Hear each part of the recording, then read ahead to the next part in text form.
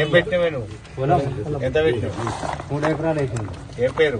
అమూలు లచ్చే గోపాలరావు. 3 ఎకరాలు వేస్తే ఇప్పుడు ఏంటి పరిస్థితి? ఎండిపోతుంది, పడతలేదు. కూటికెళ్ళి దించినాము, బోర్లు వేసిన బోర్ వాడలేదు, వాటర్ రత్తులు ఎన్ని అనేది అన్ని. కూడికి ఎంత ఖర్చు అయింది? వచ్చే కూటికి 45,000 దాకా వచ్చింది. కూడికి క్రెయిన్ కొను కూలీలకు వడ్డీలకు 45,000 అది వచ్చింది.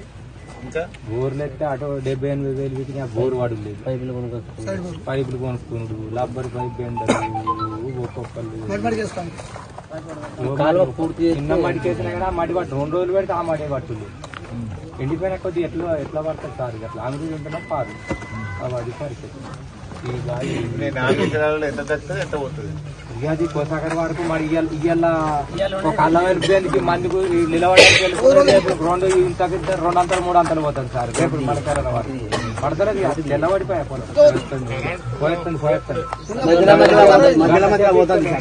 ఏంటంటే గంటకు తక్కువ ఈ నీళ్ళు మొత్తం ఏంది కూడా మళ్ళా పట్టింది పట్టుడు.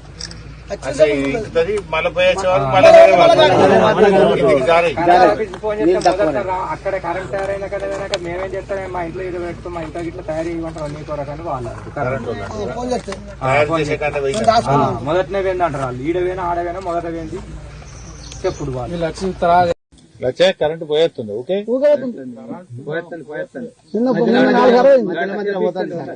ఏంటంటే గంటకు తక్కువ ఈ నీళ్ళు మొత్తం ఏంది కూడా మళ్ళా పట్టింది పట్టుడు. ఇంకుతుంది, మళ్ళీ పోయేసే వరకు మళ్ళీ ఇంటికి జారీ.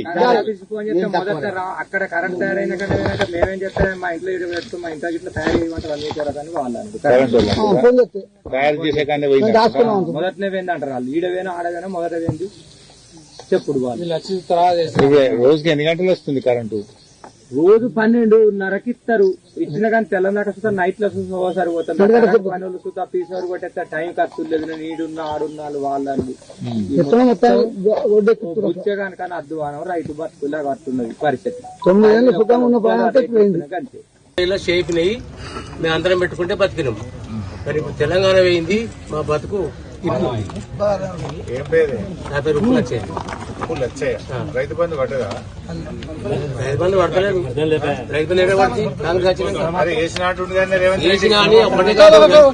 ఇప్పుడు 2 లక్షలు రుణమాఫీ అంటాడు, రైతు బంధు అంటాడు, గ్యాస్ అంటాడు, 2 లక్షలు రుణమాఫీ అంటాడు, గ్యాస్ అంటాడు. ఒక్కనే కాదు, వాళ్ళ మంత్రులు అందరికీ అంటారు. మాకు చేసిన అంటారు. ప్రతి వార్తల్లో చూడు అదే మాట అంటాడు. పడ్డాయా మరి? మాటలు మాత్రం వస్తాయి. రేపు ఇది వచ్చినాక వస్తుంది, ఇప్పుడు ఈ బంద్ అయినాక వస్తుంది, రేపు ఏది మళ్ళా ఈ ఎలక్షన్ అయిపోయినాక వస్తుంది, రేపు ఇస్తా ఇవాళ ఇస్తా అంటాడు.